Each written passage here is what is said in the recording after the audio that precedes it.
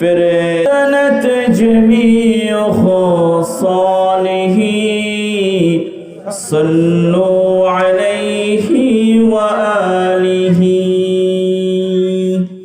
الحمد لله الحمد لله الحمد لله আল্লাহ রাব্বুল আলামিন পৃথিবীর বুকে যত মানুষ পাঠিয়েছেন, জিন এবং ইনসানকে সৃষ্টির রহস্যের কথাও বলে দিয়েছেন।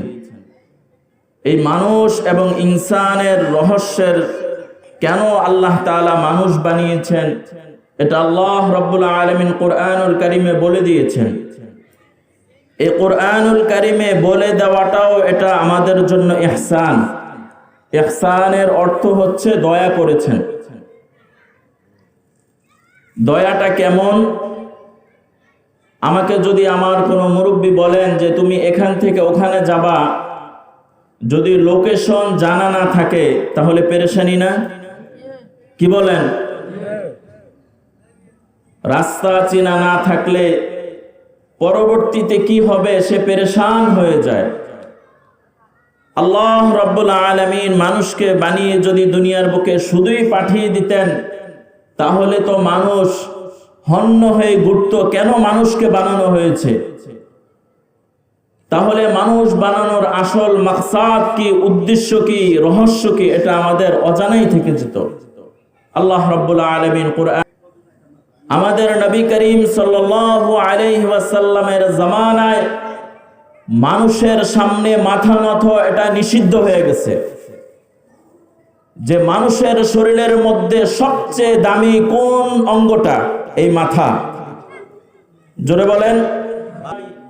ঠিক তেমনি ভাবে আল্লাহ রাব্বুল আলামিন ইবাদতের যে হুকুম করেছেন, এই ইবাদতের হুকুমের মধ্যে সবচেয়ে বড় যে হুকুম সেটা হচ্ছে নামাজ।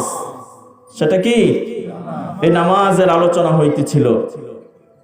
এই নামাজ অঙ্গ সমূহের মধ্য থেকে সবচেয়ে দামি অঙ্গ। নবী করিম সাল্লাল্লাহু আলাইহি ওয়াসাল্লাম যখন এ ধরার বুকে আসলেন, রাসূলের পূর্বের জামানায় সর্বোচ্চ সম্মান প্রদর্শন করার পদ্ধতি ছিল যে সম্মান প্রদর্শন করবে মাথা ঝুঁকিয়ে।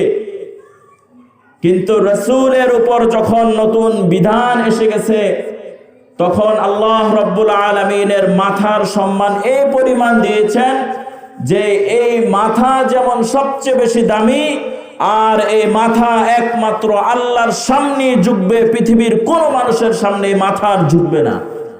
সুবহানাল্লাহ বলবেন না? তাহলে মাথা যদি ঝুঁকাইতে হয় কার সামনে ঝুঁকাবো? জোরে বলেন, কার সামনে? আমরা কি ঝুঁকাই? আল্লাহ রাব্বুল আলামিন আমাদেরকে নামাজ পড়ার তৌফিক দান করেন। জোরে বলেন আমিন। আল্লাহ তাআলা যার মঙ্গল চান, আল্লাহ তাআলা যার কল্যাণ চান, তাদেরকে ধরে ধরে জান্নাতের পরিবেশে নিয়ে আসেন। এ কারণে যে এখানে যে আমরা এসে পড়েছি এটা আমার কোনো ক্ষমতা। আল্লাহ সবচেয়ে বড়। জোরে বলেন, আল্লাহ সবচেয়ে বড়। আল্লাহ সবচেয়ে বড়। আমি যদি ব্যবসা করে থাকি, মুয়াজ্জিন যখন মাইকের আহ্বান করতে থাকবে, এটা কি শুধু মুয়াজ্জিনের কথা না আল্লাহর কথা? জোরে বলেন, কার কথা? আল্লাহর কথা। মুয়াজ্জিনের আহ্বান যখন হবে আল্লাহু আকবার, আল্লাহ সবচেয়ে বড়, তখন যদি আমার দোকান থাকে তখন এই দোকানকে বলতে হবে, দোকান তুমি ছোট, আমার আল্লাহ বড়। কি ভাই? আমি যদি ক্ষেত খামারে কাজ করি, আমি ক্ষেত নিড়াচ্ছি, ক্ষেতের কাজ করছি, এমত সময় মসজিদের মিনার থেকে যখন আল্লাহু আকবার আসবে তখন অন্তরকে বুঝাইতে হবে, ও ক্ষেত ও ফসল, তুমি যত বড় তোমার চাইতে আমার আল্লাহ সবচেয়ে বড়।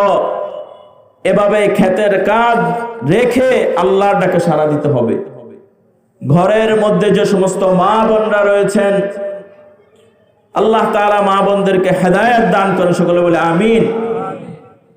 যখন মসজিদের মিনার থেকে আল্লাহু আকবারের আহ্বান আসবে আমি যেই কাজ করি নাই কেন, আমার ওই কাজকে বলতে হবে ও কাজ তোমার চাইতে আমার আল্লাহ বড়। যদি দিলকে এটা বুঝাইতে পারি, অনেক মানুষ আছে অনেক ব্যাপারে বলে যে আমি অসুস্থ, আমি মসজিদে যাইতে পারি না, আমার ওই সমস্যা, এ কারণে আমি মসজিদে যেতে পারি না। কিন্তু নামাজের ক্ষেত্রে আমাদের সমস্ত ধরনের অজুহাত এসে পড়ে। কি বলেন?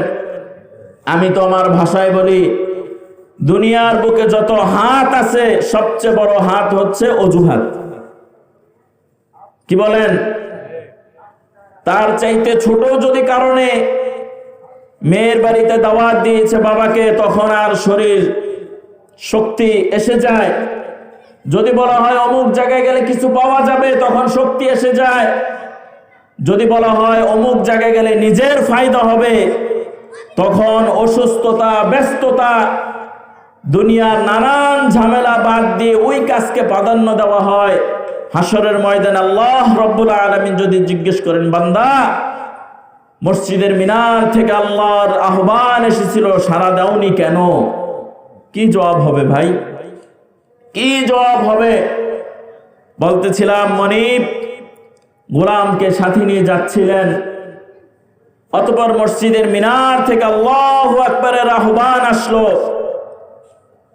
গোলাম বলতেছে, ও মনিব, মসজিদের মিনার থেকে আল্লাহর ধ্বনি আসতেছে, নামাজের আহ্বান আসতেছে। মসজিদের মিনার থেকে আল্লাহ সবচেয়ে বড়, আল্লাহ সবচেয়ে বড়, এই শব্দগুলো আমার কানের মধ্যে আসতেছে। ও মনিব, আমার আল্লাহ, আমার মালিক আমাকে ডাকছে, আমাকে কিছু সময় রুখসাত দেন, আমি কিছু সময়ের জন্য আমার মালিকের সাথে আমি সাক্ষাৎ করে আসি। ওই মনিব বলতেছে, ও গোলাম, আমি তো তোমার মালিক। কোন মালিকে তোমাকে ডাকে? আমি তো তোমার মালিক। গোলাম বলতেছে, না, আপনি হচ্ছেন আমার দুনিয়ার মনিব, দুনিয়ার মালিক। আমার একজন এমন মালিক রয়েছে যিনি আসমানের মালিক, আমার একজন এমন মালিক রয়েছে যিনি জমিনেরও মালিক, আমার এমন একজন মালিক রয়েছে যিনি 7 আসমান 7 জমিন, পৃথিবীর বুকে যা কিছু রয়েছে সব কিছুর মালিক। ওই মালিক আমাকে আহ্বান করতেছে, ও বান্দা, আমি আল্লাহ সবচেয়ে বড়, আল্লাহ সবচেয়ে বড়, আমার ডাকে সাড়া দিয়ে তুমি এসে যাও। ওই মালিক বলতেছে, মুমিন বান্দার হৃদয়ের মধ্যে যখন ঈমান থাকে তখন তার ঈমান মুখ দিয়ে বের হয়ে যায়। কোন ব্যক্তির অন্তরের মধ্যে যদি ঈমান থাকে, কোন ব্যক্তির অন্তরের মধ্যে যদি ঈমান থাকে, তখন ঈমানের আলো প্রস্ফুটিত হয়ে যায়। ওই মালিকের অন্তরের মধ্যে তখন কম্পন শুরু হয়ে গেল, আহারে আমি তো নামাজে যাই না, যা গোলাম তুই মসজিদে যা। ওই গোলাম যখন মসজিদের মধ্যে প্রবেশ করলো, মসজিদের মধ্যে যে আল্লাহর সামনে দাঁড়িয়ে গেল, আল্লাহর সামনে দাঁড়িয়ে আল্লাহু আকবার বলে নামাজের মধ্যে যখন দাঁড়িয়ে গেল, কেমন যেন সে আল্লাহর সামনে দাঁড়িয়ে গেল। মুমিন বান্দা যখন আল্লাহর সামনে দাঁড়িয়ে যায়, রাসূল সাল্লাল্লাহু আলাইহি ওয়াসাল্লাম বলেন, বান্দা যখন আল্লাহ তাআলার কুদরতি পায়ের মধ্যে সিজদা দেয়, আল্লাহ রাব্বুল আলামিন তখন ফেরেশতাদেরকে উদ্দেশ্য করে বলেন, ও ফেরেশতারা, তোমরা বলেছিলে না মানুষ বানানোর প্রয়োজন নাই, ওই দেখো আমার একটা বান্দা আমার কুদরতি পায়ের মধ্যে সিজদা দিয়েছে, আমার জান্নাত দেখে নাই, আমার জাহান্নাম দেখে নাই, কোরআনের কথা শুনেছে, হাদিসের কথাগুলো শুনেছে, নবীর ওয়ারিস উলামায়ে কেরামের কথাগুলো শুনেছে, আমাকে ভয় করে আমার কুদরতি পায়ের মধ্যে সিজদা দিয়েছে। ও ফেরেশতারা, তুমি সাক্ষী রাখো, আমি তোমার এই সিজদাকে কবুল আর মঞ্জুর করে নিলাম, তার জিন্দেগীর গুনাহগুলো আমি মাফ করে দিলাম। ওই গোলাম যখন আল্লাহ তাআলার সামনে নামাজের মধ্যে দাঁড়িয়ে গেছে, এভাবে নামাজ পড়ার পর মনিব বাহিরে অপেক্ষা করছে, ও গোলাম, ও গোলাম, কেন তুমি বের হচ্ছ না, কেন আসতেছো না? গোলাম বলতেছে, মালিক, মসজিদ থেকে তো আসতে চাই, কিন্তু মসজিদের মালিক রহমতের চাদর দিয়ে আমাকে পেঁচায় রাখছে। বলে সুবহানাল্লাহ। কি মায়া, কি মোহাব্বত! মসজিদের মালিক রহমতের চাদর দিয়া পেঁচায় রাখছে। এ কারণে বলতেছিলাম, আল্লাহ তাআলা যাদেরকে ভালোবাসেন, এই প্রচন্ড শীতের সময় আল্লাহ তাআলা তাদের মর্যাদা বাড়াইতে চান। বলে সুবহানাল্লাহ। আল্লাহ তাআলা দেখতে চান প্রচন্ড শীতের মৌসুমে যখন মানুষ কম্বলের মধ্যে ঘুমিয়ে থাকে, লেপের নিচে ঘুমিয়ে থাকে, আল্লাহ রাব্বুল আলামিন দেখতে চান কোন বান্দাটা আমাকে পছন্দ করে। বান্দাটা পছন্দ করে দেখি বান্দাটা উঠে কিনা। আল্লাহর রাসূল বলেন, শেষ রাত্রে যখন আসমানের প্রথম আসমানের মধ্যে আল্লাহ রাব্বুল আলামিন এসে বলেন, আলা মিন মুস্তাগফিরিন ফাআগফার লাহ, আলা মিন মুস্তারজিকিন ফাআরযুকহু লাহ, আলা মুবতালা ফাউআফিয়া লাহ, আলা কাযা হাত্তা ইয়াতলুআল ফাজর।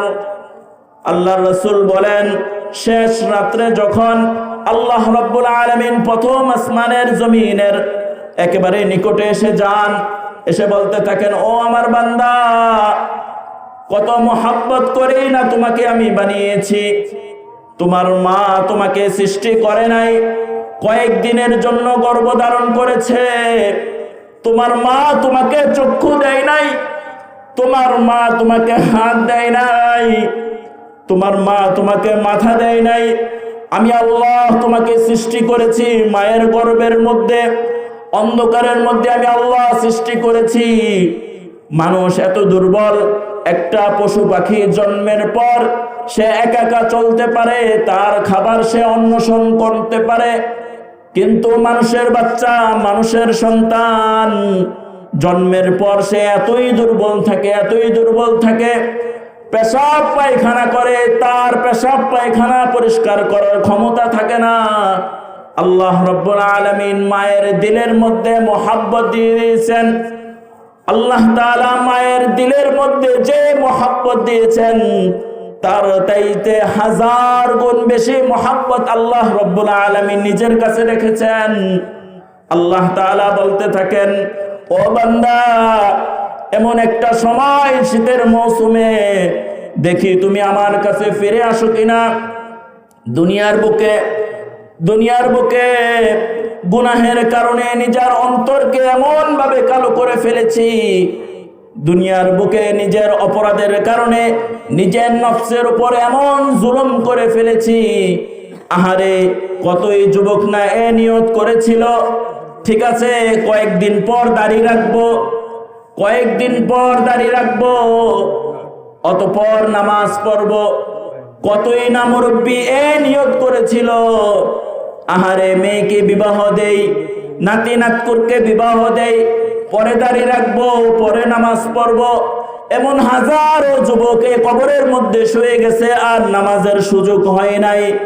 এমন হাজারো মুরব্বী যারা কল্পনা করেছিল সামনে করব, আগামীতে করব, কিন্তু আগামীর সুযোগ আর হয়নি। ওই আগামীর আগেই সে কবরের মধ্যে চলে গেছে।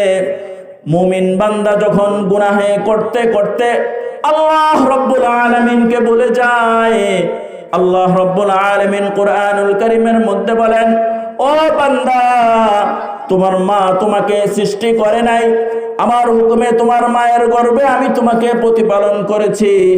ওই মায়ের অন্তরের মধ্যে যদি সন্তানের প্রতি এত মহাব্বত থাকে, তাহলে আল্লাহ রাব্বুল আলামিন পৃথিবীর বুকে মানুষকে বানিয়েছেন জাহান্নামে দেওয়ার জন্য।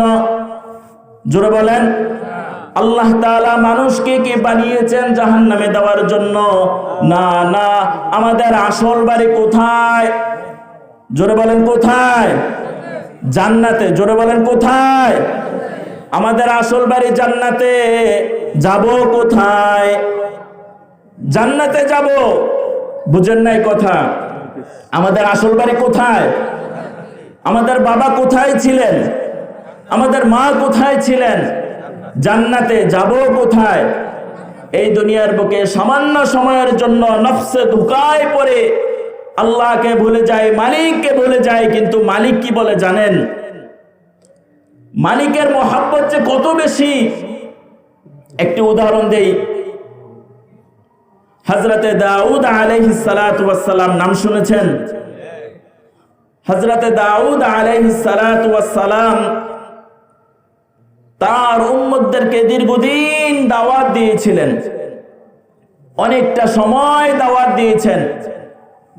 দাওয়াত দেওয়ার এক পর্যায়ে তার উম্মতগুলো তার কথাগুলো শুনে না।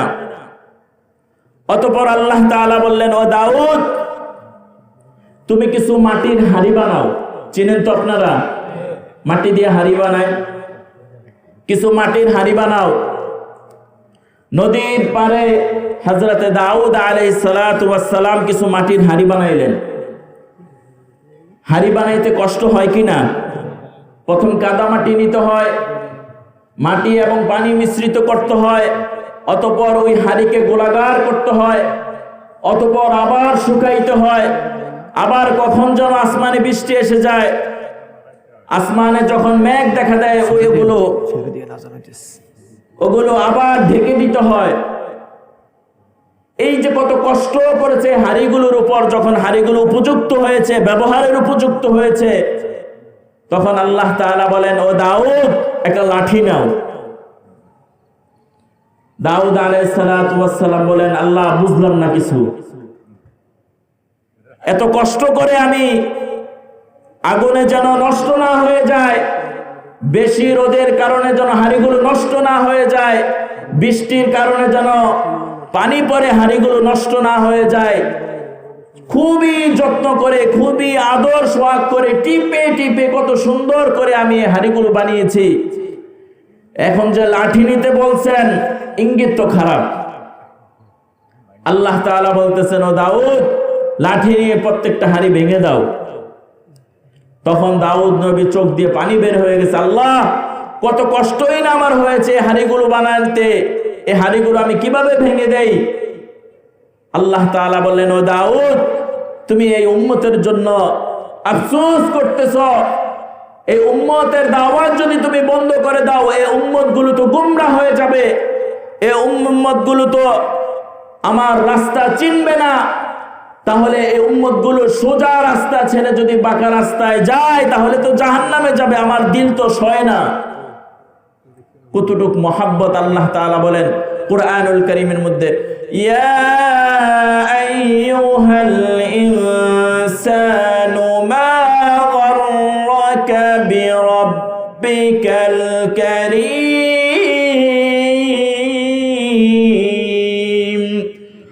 আল্লাহ রাব্বুল আলামিন বলেন, ইয়া আইয়ুহাল ইনসান মা গাররাকা বিরাব্বিকাল কারীম। ও মানুষ, কত আদর করে না আমি তোমাকে বানিয়েছি। কোন জিনিস তোমাকে ধোঁকা দিয়েছে? মা গাররাকা বিরাব্বিকাল কারীম আল্লাযী খালাকাকা ফাসাওয়াকা ফাআদালাক। আল্লাহ রাব্বুল আলামিন কত সুন্দর করে তোমাকে সৃষ্টি করেছেন। ফি আই সূরাতিন মা শাআ রাক্কাবাক। আল্লাহ রাব্বুল আলামিন কত সুন্দর করে মানুষ না সৃষ্টি করেছেন। এই মানুষকে কি জাহান্নামে দেওয়ার জন্য?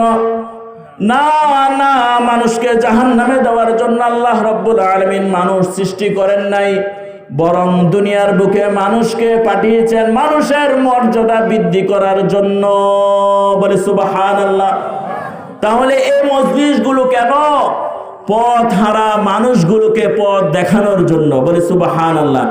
এই আয়োজন যারা করেছেন, এই কাজে যারা সহযোগিতা করেছেন, যারা অর্থ দিয়েছেন, বুদ্ধি দিয়েছেন, পরামর্শ দিয়েছেন, এরা আমাদের জন্য রত্ন, এরা আমাদের সম্পদ। এই সম্পদগুলোকে হেফাজত করবেন তো ইনশাআল্লাহ? আল্লাহ তাআলা এই মাহফিলগুলোকে কবুল আর মঞ্জুর করে নেন। আমি কুরআনুল কারীমের মধ্যে যেই সূরাতুল মুদ্দাসসিরের যে আয়াত পড়েছিলাম, হাসরের ময়দানে আল্লাহ তাআলা বলবেন, ও বান্দা, আনিল মুজরিমিন মা সালাকাকুম ফি সাকর। নিকৃষ্ট স্থানে কেন এসেছো? মানুষকে বানাইছে কেন আল্লাহ তাআলা? জান্নাত দেওয়ার জন্য। কিন্তু এই মানুষই আবার কোথায় যাবে? জাহান্নামে যাবে। আল্লাহ তাআলা বলবেন, এখানে আসছো কেন? জান্নাতি এবং জাহান্নামী ব্যক্তিদের সাথে কথা হবে। সুবহানাল্লাহ। জান্নাতি ব্যক্তিগুলো জাহান্নামী ব্যক্তিদেরকে দেখতে পাবে। তখন জান্নাতি লোকগুলো জাহান্নামীদেরকে বলবে, মা সালাকাকুম ফি সাকার, এই নিকৃষ্ট স্থানে কেন এসেছো? একসাথেই না দোকানে বসেছিলাম, একই এলাকায় না বসবাস ছিল, তুমি তো আমার বন্ধু। আমাদের এমন অনেক বন্ধু বান্ধব রয়েছে না যে একসাথেই চলাফেরা, একসাথেই তো খেতে কাজ করেছিলাম, একসাথেই তো নামাজ পড়েছিলাম, আজকে আমি জান্নাতে তুমি জাহান্নামে কেন? তখন ওই জাহান্নামী ব্যক্তিগুলো আফসোস করতে থাকবে, আফসোস করতে থাকবে। ওই আফসোসের কোনো ফায়দা হবে না, ওই আফসোসের কোনো মূল্য হবে না। এ কারণে ওই আফসোসের আর কোনো দাম থাকবে না। প্লেনের টিকিট কেটেছেন, প্লেনের নিকটে গিয়েছেন, যদি আপনি না উঠেন, প্লেন যদি উড়ে যায়, তাহলে আপনিও উড়াল দিবেন? এটা সম্ভব? সম্ভব না। আল্লাহ রাব্বুল আলামিন ওই জান্নাতি লোকগুলো জাহান্নামীদেরকে বলবে, কেন জাহান্নামে এসেছো? তখন বলবে, কয়েকটা দোষ ছিল, 4টা দোষ। এই 4টা দোষে দোষী আমরাও। 4টা দোষের কথা শুনতে রাজি আছেন তো? আমি ছেড়ে দিব এখনই। জান্নাতি লোকগুলো জাহান্নামীদেরকে বলবে যে, ভাই তুমি তো আমার ভাই, পাশাপাশি ঘর।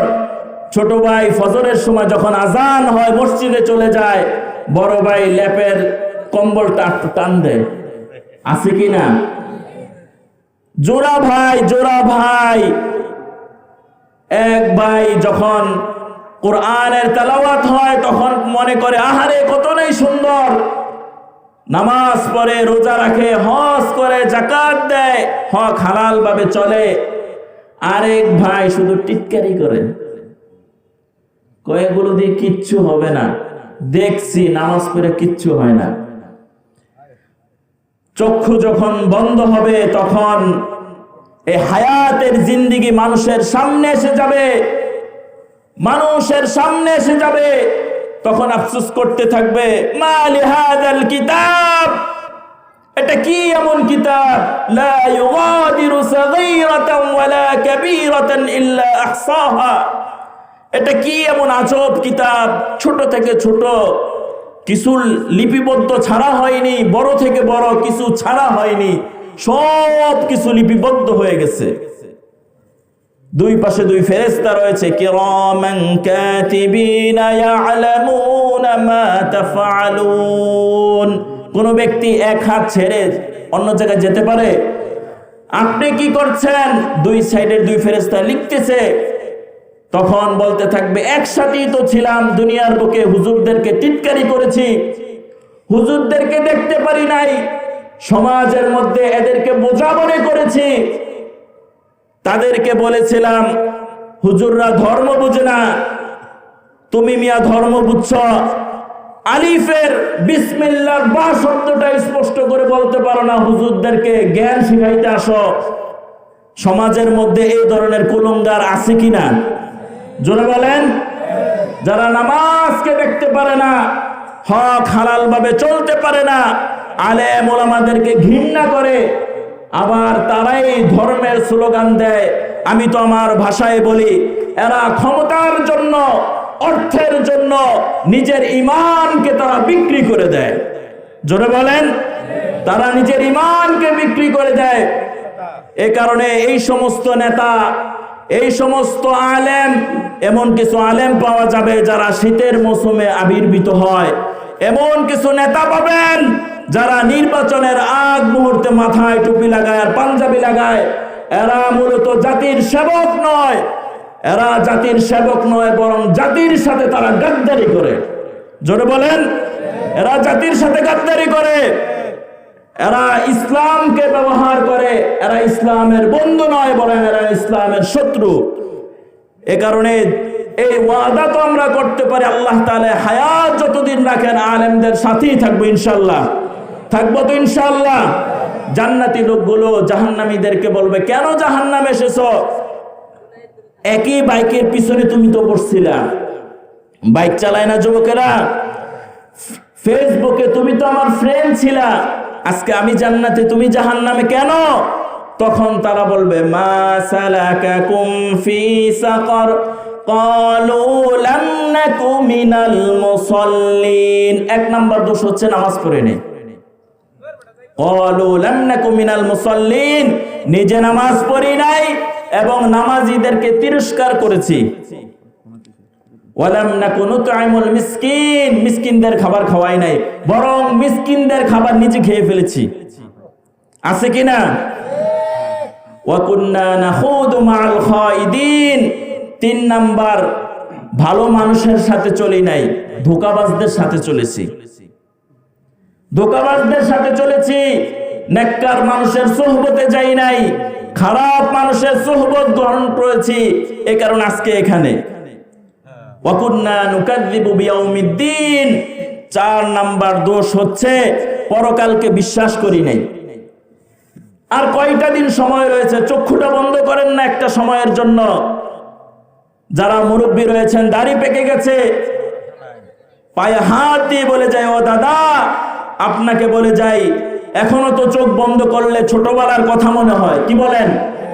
মা বোনদেরকে বলে, ও মা, একটা সময় ঘরের মধ্যে লাল শাড়ি পরে উঠেছিলেন, আবার কয়েকটা দিনই পরে সাদা শাড়ি পরে বের হবেন। চিন্তা করেন, আসলাম কেন, করলাম কি, যাব কোথায়? 3টা প্রশ্ন নিজেকে করেন। কোথায় ছিলাম, আসলাম কোথায়, যাব কোথায়? নিজেকে যদি প্রশ্ন করি এই উত্তরগুলো পেয়ে যাব। হাত্তা আতানাল ইয়াকিন, এই 4টা দোষ ছিল, এমতো অবস্থায় মৃত্যু আমাদেরকে পাকড়াও করে ফেলেছে। এমন শুনেছেন, অপরাধীকে পুলিশ র্যাব ধরতে আসে, কিছু অমুকে আমার ভাই কিছু টাকা পয়সা দিলে ম্যানেজ হয়ে যায়, হয় কি না? আজরাইলকে কে ম্যানেজ করবে? পারবে নাকি কেউ? এ কারণে মৃত্যু আসার পূর্বে মৃত্যুর প্রস্তুতি আমাদের গ্রহণ করতে হবে ইনশাআল্লাহ। এ কারণে শেষ নসিহত, আপনাদের এলাকায় যেন আজান হয়, নামাজ হয়, নামাজের আহ্বান যখন হবে তখন দুনিয়ার সমস্ত কাজ ফেলে দিয়ে আল্লাহ সবচেয়ে বড়, এটা রাখবো তো ইনশাআল্লাহ। কে কে 5 ওয়াক্ত নামাজ পড়তে রাজি আছে? হাত তুলে দেখাই। আল্লাহ সকলের হাতগুলো আপনি কবুল আর মঞ্জুর করে নেন। আল্লাহ মুরব্বীদের হায়াতের মধ্যে আপনি বরকত দান করেন। এলাকার যুবক ভাইদেরকে আপনি কবুল আর মঞ্জুর করে নেন। আল্লাহ এর সামনে যে কবর রয়েছে, এই কবরের যে সমস্ত মাইয়িত রয়েছে, আল্লাহ রাব্বুল আলামিন এই মাইয়িতগুলোকে জান্নাত নসিব করুন। সকলে বলে আমিন। ওয়া আখির দাওয়ানা আলহামদুলিল্লাহি রাব্বিল আলামিন।